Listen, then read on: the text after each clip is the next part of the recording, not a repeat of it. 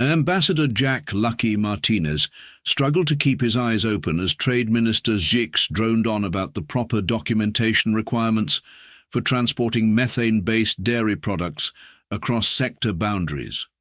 The being's 6 mouthparts clicked and whistled in perfect bureaucratic harmony, matching the mind-numbing tedium of the subject matter. And as per subsection 47B of the updated revised temporary guidelines for perishable goods transport, all methane-based dairy products must be accompanied by no fewer than 12 distinct forms, each signed in triplicate by a certified methane dairy transportation specialist. Lucky discreetly checked his augmented reality display, which helpfully informed him this was only minute 47 of the minister's planned 180-minute presentation. He glanced around the massive council chamber, taking in the sight of hundreds of alien representatives in various states of consciousness. The Hibernians, true to their species name, had already entered their backup survival sleep mode. The Zentarians had split into their component atoms to escape the boredom. Even the hyper-attentive ocular collective had reduced their eye count to the bare minimum required by Council protocol. Council President Blorp, a massive gelatinous cube of important-looking protoplasm, bobbed in what might have been approval or simple osmotic regulation. It was always hard to tell with the Blorpians. Their entire species communicated through subtle variations in jiggle patterns, which made them perfect politicians but terrible dinner party guests. Lucky had earned his nickname through an uncanny ability to be randomly selected for the most cushy diplomatic assignments in the galaxy. Today, however, watching the 27th appendix to the methane dairy guidelines being discussed in excruciating detail, he wondered if his luck had finally run out. "Point of clarification," interrupted Councillor Enixert of the Silicon Hive, their crystalline form refracting light in the universal pattern indicating bureaucratic excitement. "Shouldn't we first establish a subcommittee to evaluate whether the current definition of dairy adequately encompasses non-Euclidean milk products?" The chamber erupted in a cacophony of sophisticated diplomatic protocols, which to the untrained ear might have sounded like a zoo during feeding time. Lucky used the distraction to send a quick message to Admiral Kate Loophole Thompson. Operation Milk Run proceeding as planned. Council fully distracted by dairy regulations. No one's noticed the fleet yet. The reply came back almost instantly. Perfect. 12 more colony ships slipped through during Zix's opening remarks alone. Keep them arguing about cheese paperwork. Lucky smiled and raised all 3 of his translator appendages, the proper formal gesture for fellow beings of culture and sophistication. "I believe humanity's experience with traditional 2-dimensional dairy documentation may offer valuable insights into this matter." The chamber fell silent. If there was one thing the Galactic Council loved more than creating new regulations, it was listening to humanity's quaint and primitive perspectives on bureaucracy. They found it adorable, like watching a toddler play with quantum physics equations. President Blorp's surface rippled in what the protocol droids translated as, "The Council recognizes the human representative and appreciates their earnest, if technologically limited, desire to contribute to this vital discussion." Lucky straightened his tie, adjusted his Human Diplomatic Translator Mark IV badge, and launched into a detailed proposal for a new dairy product classification system that would require at least 6 more emergency sessions to properly debate. As he spoke, he watched with carefully hidden amusement as various species representatives began forming impromptu alliances and opposition groups. The humans had learned early on that the surest way to succeed in galactic politics was to be underestimated. While the Council spent years debating the proper form numbers for yogurt transport, humanity had quietly built the 3rd largest trading fleet in known space. While sophisticated species argued about the proper definition of semi-solid dairy colloids, human colonies had accidentally spread across dozens of resource-rich systems. "And that, esteemed colleagues," Lucky concluded 3 hours later, "is why I believe we must first establish a preliminary fact-finding commission to investigate the potential impact of zero-gravity cheese aging on Form 47B subsection requirements." The chamber erupted in sophisticated diplomatic chaos once again. Lucky sat back, adjusted his primitive digital tablet, and sent another message to Admiral Thompson. "They've taken the bait. How many ships did we get through this time?" The response made him struggle to maintain his carefully crafted expression of earnest diplomatic interest. 27. Plus we've started construction on 3 new star bases while they were arguing about cheese. I love this job. Just another day at the Galactic Council where humanity was still considered the adorable new species that needed help filling out their forms correctly. Lucky checked his schedule for tomorrow's session. Extended emergency debate, the impact of non-Newtonian ice cream on trade route documentation. Perfect. That should cover the new battlecruiser deployment nicely. The crisis began, as many galactic incidents do, during the Council's mandatory 7th lunch break. Lucky was enjoying his synthesized coffee when Pip Squeak, a junior analyst from the Regulatory Compliance Division, accidentally spilled their 8th appendage's beverage all over their data tablet. In their panic to clean up, they grabbed what they thought was their napkin, but was actually Lucky's authentic Earth restaurant menu. Carefully crafted propaganda he used to distract council members during sensitive votes.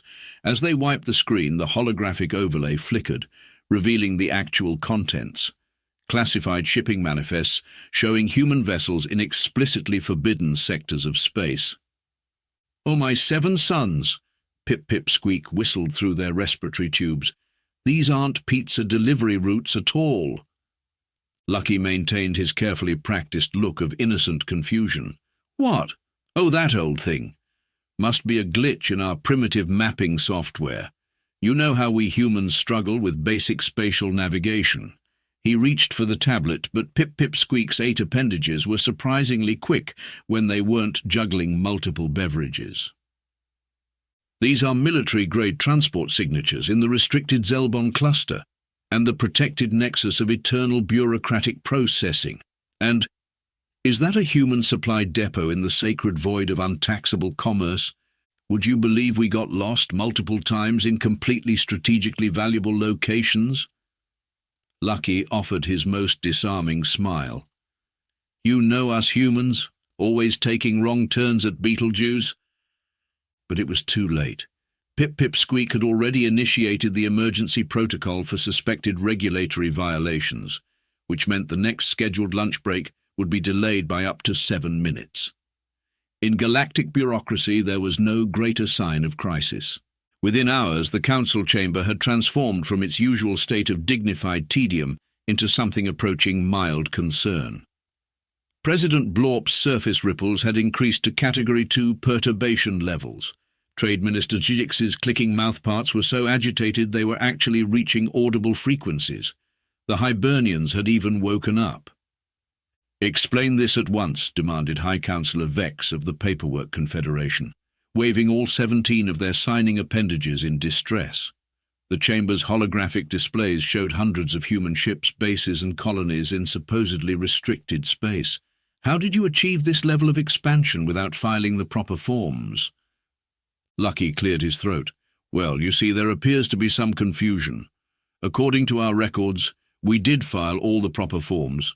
Form 62X for unintentional colonial expansion, Form 89Y for accidental resource extraction, and of course the ever-popular Form 123Z, retroactive permission request for ships that got lost following outdated map data." Admiral Thompson's hologram flickered to life next to him, her expression the perfect blend of apologetic and confused. "We're still learning all your advanced regulatory procedures. Did we use last cycle's forms? Should we have filled them out in 4 dimensions instead of 3? We're happy to resubmit everything with the proper quantum signatures." The council chamber erupted in sophisticated chaos.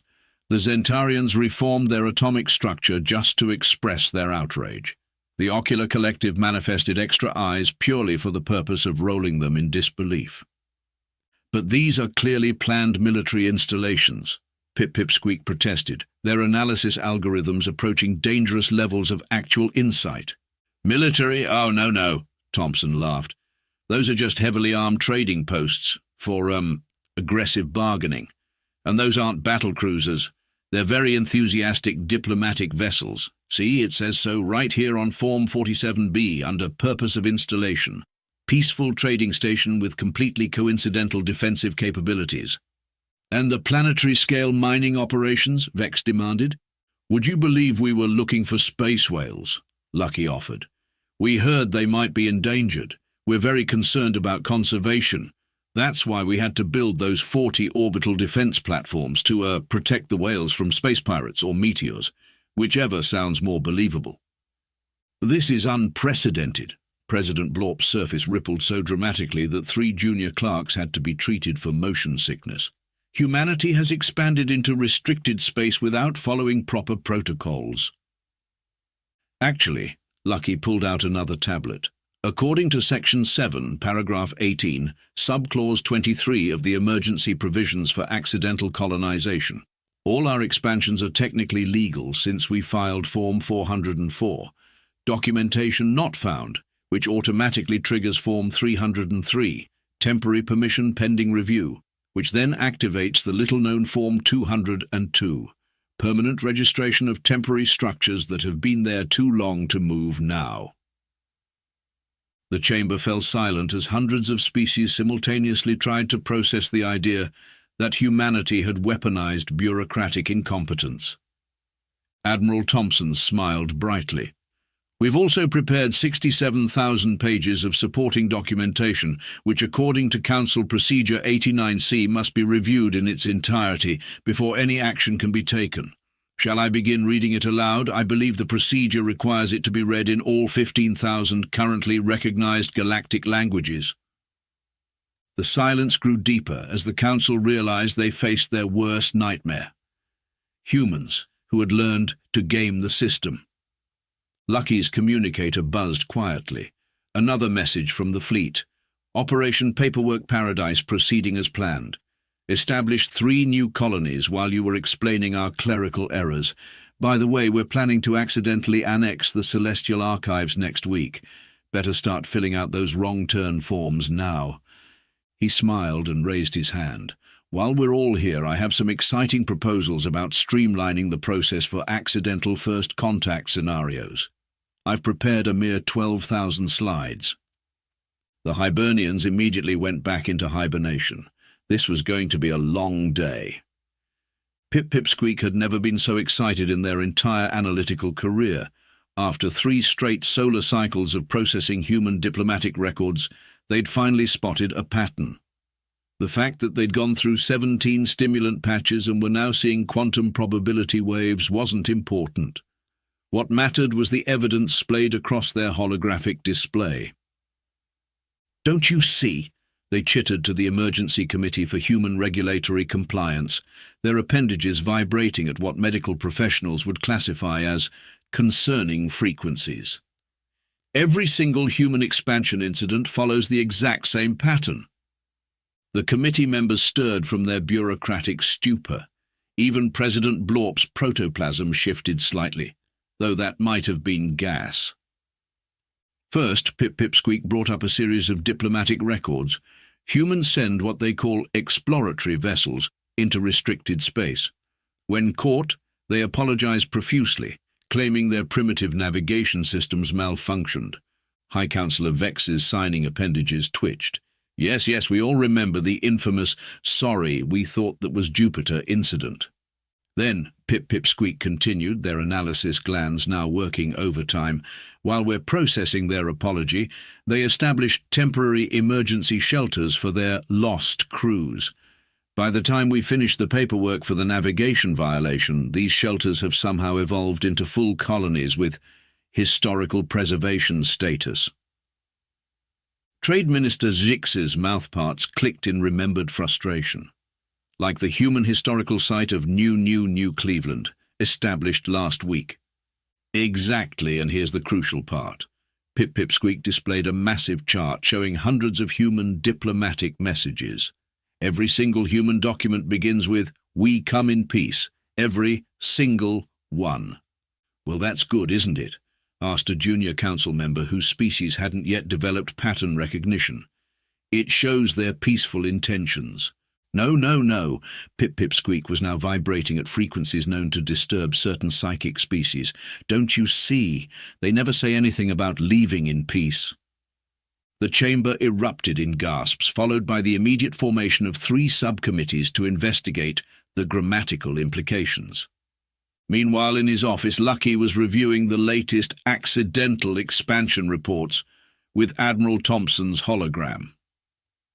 "So," Thompson grinned, "how did they like our apology for accidentally building a quantum shipyard in the restricted zone of endless permits?" "Oh, they loved it. Especially the part where we offered to dismantle it as soon as they approved the demolition permits, which, according to their own regulations, requires an environmental impact study that takes longer than the heat death of the universe. And they bought it. They're still debating whether to use Form 89X or 89Y to process our apology. By the time they decide, we'll have built 6 more shipyards. Accidentally, of course." "Of course." Thompson's hologram flickered as she checked her data feeds.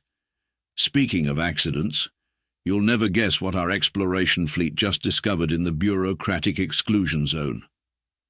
Let me guess, another vital strategic location that we'll apologize profusely for stumbling upon. An entire system of habitable planets rich in rare elements, which we've already claimed as a temporary emergency refueling station while we figure out which way Earth is." She paused for dramatic effect. "I've already submitted the preliminary apology in triplicate." Lucky reached for his diplomatic incidents folder, now so large it had its own gravitational field. "Which excuse should we use this time? Our GPS was infected by space pirates, or a quantum space whale ate our navigation computer? I was thinking something classic. We're terribly sorry, but our maps were accidentally printed upside down." "Perfect. I'll schedule an emergency session to apologize personally. That should give us enough time to establish mining operations before anyone realizes those aren't actually refueling stations." Back in the council chamber, Pip-Pip Squeak's presentation had reached its climax, and in this incident they pointed to another holographic display, their appendages shaking with revelation. Humans claimed they established a military base in the sacred void because, and I quote, "someone forgot to carry the 2 when calculating fuel requirements." "But surely," protested another council member, "they removed the base once the error was discovered. They filed a request for a base removal permit, which requires approval from the Committee of Permanent Temporary Structures, which can't meet because humans accidentally built their vacation resort on the committee's meeting chamber." President Blorp's surface developed ripples of genuine concern, a sight so rare it triggered automatic emergency protocols in 3 nearby sectors. "Are you suggesting," Blorp's translator struggled to convert the complex ripple patterns, "that humanity's apparent bureaucratic incompetence might be intentional?" Before Pip-Pip Squeak could respond, Lucky's voice rang through the chamber's announcement system. "Esteemed council members, I apologize for the interruption, but I must report another tragic navigational error. It seems our latest exploration fleet accidentally discovered a cluster of strategic resources while trying to find the nearest space coffee shop. We've submitted the standard apology forms, along with a request for temporary emergency mining permits. All 90,000 pages of supporting documentation are ready for your immediate review." The council collectively groaned. Pip-Pip Squeak's analysis glands finally gave out, and they collapsed into a puddle of pure bureaucratic despair. In Lucky's office, another message flashed across his screen.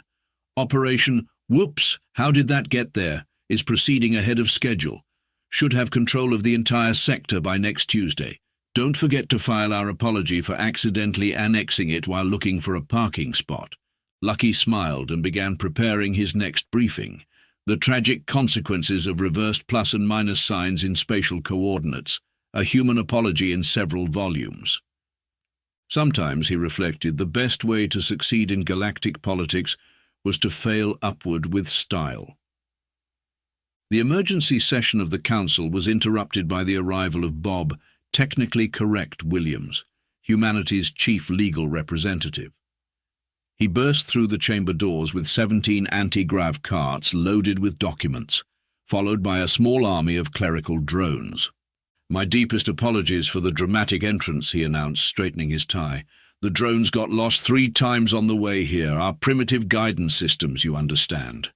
Would anyone like to file an incident report about the door?" President Blorp's surface rippled with barely contained frustration. "Human Legal Representative Williams, the Council has summoned you to address serious concerns about your species' administrative irregularities." "Wonderful," Bob beamed, pulling out a tablet. "I've prepared a comprehensive response to these concerns, complete with citations from all relevant regulatory frameworks. Shall we begin with Volume 1? A brief history of spatial navigation errors in human history. Or skip straight to Volume 17. Why getting lost in restricted space is technically legal if you fill out Form 394B first." High Councillor Vex slammed all 17 signing appendages onto their podium. "Enough! We have evidence of systematic exploitation of regulatory loopholes. Pip pip squeak, show them." The analyst, now running on their 23rd stimulant patch, projected a galaxy map showing human expansion patterns. Red dots indicated human accidents. The display looked like someone had spilled a bottle of red wine across the most valuable strategic locations in known space. "Ah, yes," Bob nodded sagely. "Our unfortunate series of navigational mishaps. Would you believe our star charts were accidentally printed in Comic Sans?" "These are not mishaps." Pip-Pip-Squeak vibrated intensely. "Look at the pattern. Every accidental colony is positioned along major trade routes. Every lost fleet somehow ends up near strategic resources. Every temporary base is built in perfect defensive positions." "Pure coincidence," Bob replied, pulling out another document. "As clearly explained in our official report on human coincidence probability in relation to spatial navigation errors, Volume 23. Would anyone like a copy? It's only 12,000 pages per chapter." The council chamber erupted in sophisticated chaos. The Zentarians tried to split their atoms again, only to find humans had accidentally built a containment field around their sector. The ocular collective's eyes were spinning so fast they were approaching relativistic speeds. "And what about this?" Vex projected another image. "Human mining operations in the sacred void of untaxable commerce." "Ah, yes," Bob adjusted his glasses. "A simple misunderstanding. You see, in human language, sacred void of untaxable commerce could be easily confused with totally available mining zone. It's a common translation error. We've filed Form 787X, request for linguistic clarification pending retroactive permission for activities already in progress." Meanwhile, Lucky was watching the proceedings from his office, sharing a virtual drink with Admiral Thompson. "How's Bob doing?" Thompson asked, her hologram raising a glass. "Brilliantly. He's about to introduce his masterpiece, a 47-part analysis of why the word restricted in restricted zone could technically be interpreted as a serving suggestion rather than a command." "Perfect. While they're arguing about semantics, we've accidentally completed 3 more starbases. Would you believe we built them while trying to parallel park?" Back in the chamber, Bob was hitting his stride. "Furthermore," he continued, pulling out yet another document, "according to subparagraph 7 of the emergency provisions for accidental colonial expansion, any settlement established due to navigational error gains provisional autonomy if the correction paperwork isn't processed within 1 standard galactic cycle." But that's because no one ever needed that rule before. Pip-Pip-Squeak was approaching critical analysis mass. No other species has ever claimed to get lost enough times to build an empire. "I object to the word empire," Bob replied smoothly. "We prefer accidental association of temporarily permanent human settlements. I have here a 14,000-page document explaining why these terms are legally distinct." President Blorp's surface was now rippling so violently that nearby smaller species had to activate their gravity anchors. "This is absurd." The translator struggled to keep up with Blorp's agitated undulations. "You can't build an interstellar civilization on paperwork errors." Actually, Bob pulled out what appeared to be the original council charter. According to Article 1, Section 2, Paragraph 18, line 456, we can. As long as we file Form 999Z, Notification of Intent to Accidentally Establish Dominion through Administrative Oversight, which we did 3 cycles ago. It's probably still pending in your inbox. The chamber fell silent as thousands of species simultaneously checked their message backlogs. Lucky's communicator buzzed again. Operation Oops, all Empire proceeding as planned. By the way, we just accidentally annexed the Central Archives while looking for the bathroom. Don't worry, I've already submitted our apology in interpretive dance format as required by Section 45X of the Cultural Exchange Protocols. He smiled and prepared for the next phase. Sometimes the best defense was a good offensive amount of paperwork. The Council's attempt to restrict human expansion went about as well as telling a black hole to please stop attracting things. Within one standard cycle of implementing the new humans must double-check their navigation protocol, humanity had accidentally established colonies in 17 previously uncharted sectors. But, Pip-Pip-Squeak was reviewing the latest reports, their analysis glands now running on synthetic stimulants banned in 47 systems. How did they manage to build a Dyson sphere while allegedly looking for a gas station? Lucky stood at the podium, maintaining his expression of helpful confusion. Well, you see, our primitive energy sensors mistook the star for a fusion-based fuel depot. By the time we realized our error, we'd already built the support structure, and according to Form 67X, "Don't say it," groaned High Counselor Vex. "Any construction project more than 12% complete automatically qualifies for historical preservation status under the Oops, Too Late to Stop Now clause." President Blorp's surface had developed what medical professionals were calling bureaucracy-induced ripple syndrome. The translator struggled to convert the complex wave patterns. "This is unacceptable. We've implemented 73 new regulations specifically to prevent human expansion." "Ah, yes," Bob Williams stepped forward, pulling out another cart of documents. "I have here our official response to each new regulation, along with our interpretation of why they actually grant us additional rights under the principle of regulatory paradox. The Council Chamber's AI had to activate emergency ventilation as several species began emitting stress pheromones. For example," Bob continued cheerfully, "your new rule requiring all human ships to file flight plans in advance? We're now submitting plans for every possible route through known space, simultaneously. According to our calculations, we should finish submitting the paperwork sometime after the heat death of the universe.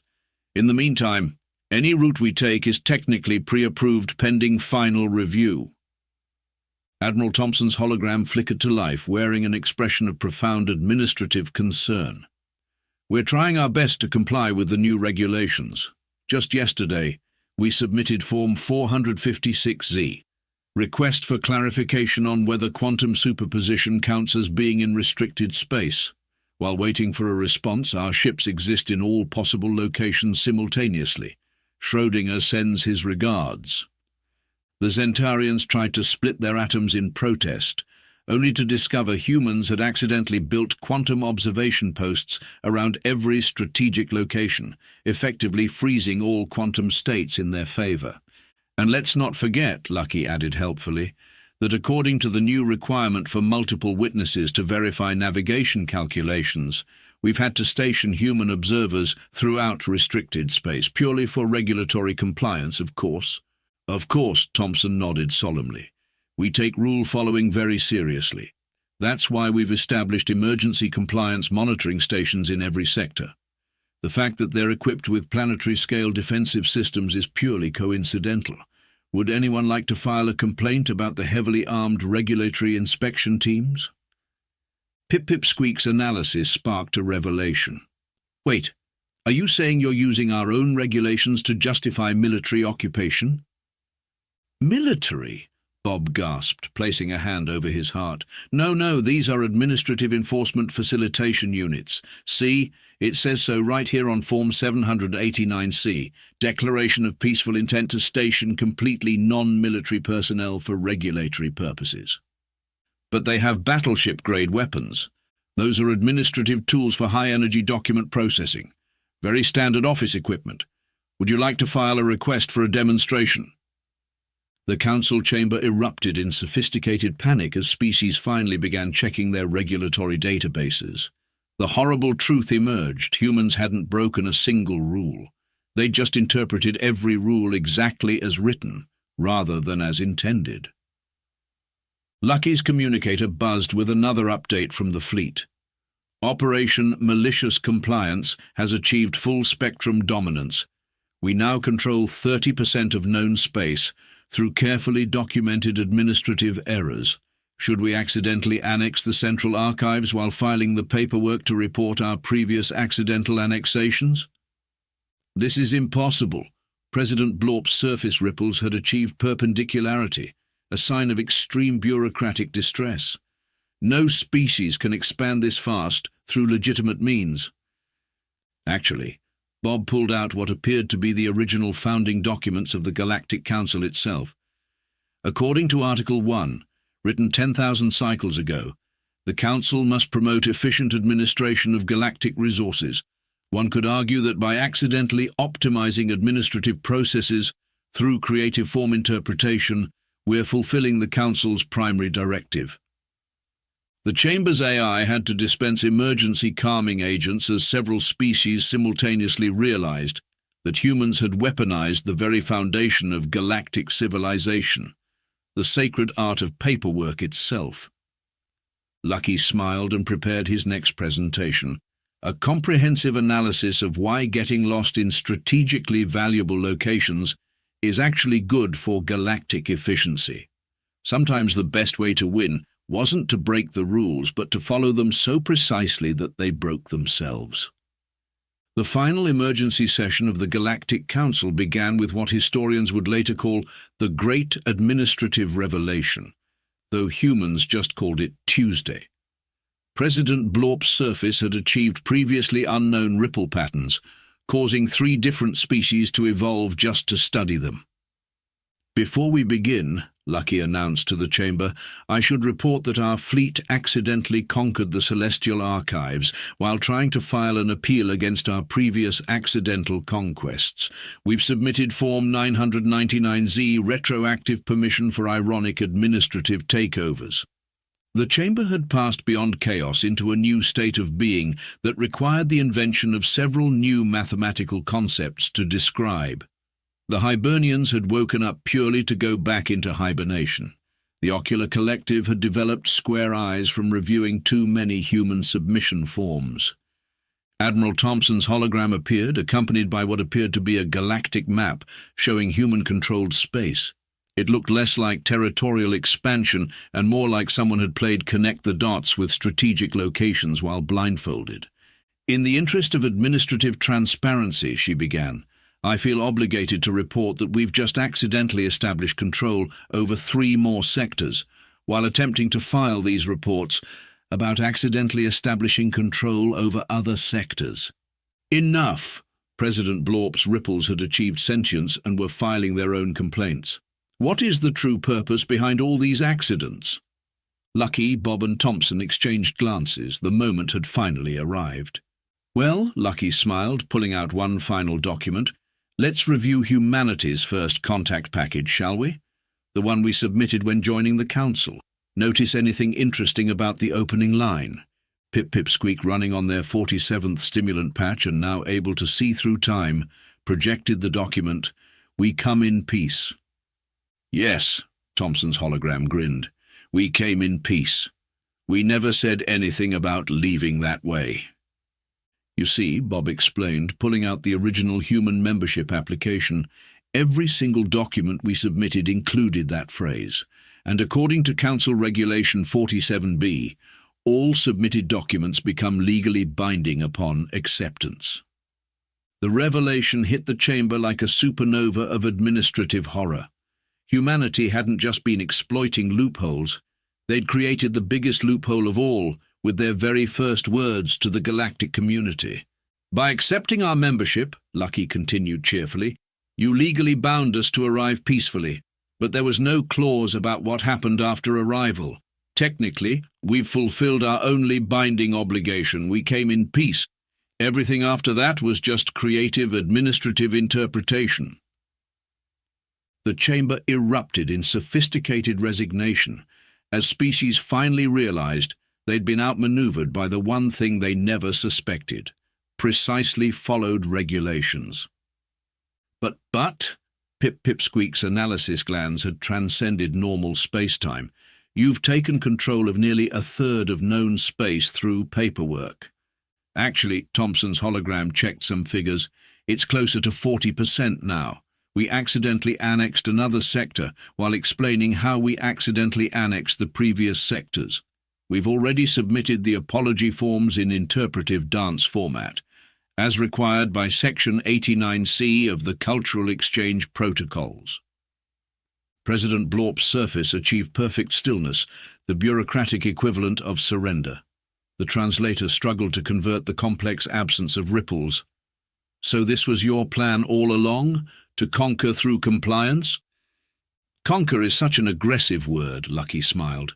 We prefer aggressive administrative optimization through creative regulatory interpretation. Besides, according to Form 123Z that we filed on our first day of membership, any species achieving dominion through purely bureaucratic means is technically operating within Council guidelines. You've weaponized paperwork itself, Pip-Pipsqueak whispered in horrified admiration. Oh no, Bob corrected, pulling out yet another document. According to the official definition in subsection 47X, these are clearly administrative enhancement tools for peaceful expansion through accidental competence. Would anyone like to file a complaint about our terminology? The chamber fell silent as species calculated how many forms they'd need to file to challenge humanity's interpretation of their own legal documents. Well then, Lucky stood, straightening his tie, since there are no formal objections, and according to Council Protocol 89Z, silence implies administrative consent, I believe we can consider this matter closed. Now, who would like to review our proposal for streamlining galactic bureaucracy?